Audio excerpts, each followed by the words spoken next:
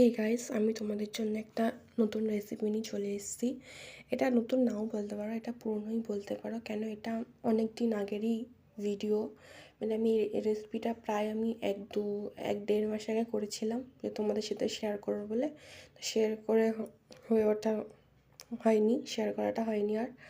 তো দেখতেই পাচ্ছ আমি এখানে বানাবো সর্ষে ইলিশ।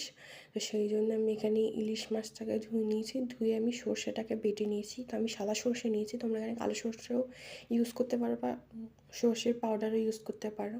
দিয়ে আরও আমি সর্ষের ইলিশের মধ্যে আমি বেগুন দেবো, সেই জন্য আমি এখানে বেগুনগুলোকে নুন হলুদ দিয়ে ভেজে নিয়েছি। দিয়ে এক এক করে আমি ইলিশ মাছগুলো কটার মধ্যে দিয়ে দিয়েছি। দিয়ে এর মধ্যে আমি দেবো টমেটো, অল্প টমেটো দেবো, আর দেবো ভাজা বেগুনগুলো, যেগুলো আমি নুন হলুদ দিয়ে ভেজে রেখেছি।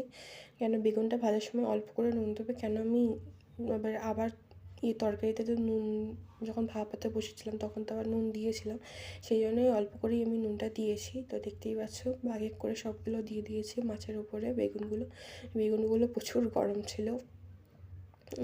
তারপরে এই যে সর্ষেটা আমি বেটে রেখেছিলাম, সর্ষেগুলো জলটাকেও দিয়ে দিচ্ছি। দেওয়ার পরে আমি এখানে আর একটু পরিমাণ মতন জল দিয়ে দেবো, যেরকম আমি ঝোল রাখবো আর মাছটা যাতে তাড়াতাড়ি সিদ্ধ হয়ে যায়। তারপরে এক এক করে নুন, হলুদ আর সামান্য একটুখানি চিনি দিয়েছিলাম। দিয়ে এটাকে আমি প্রায় 20 মিনিটের মতন আমি ভাপে বসিয়েছিলাম।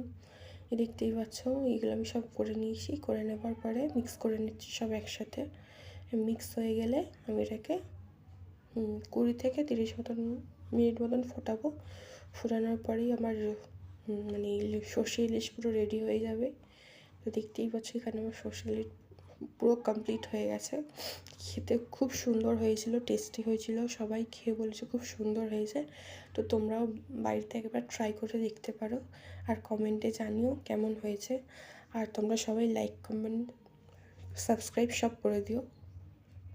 টাটা, আবার অন্য কোনো ভিডিওতে দেখা হবে।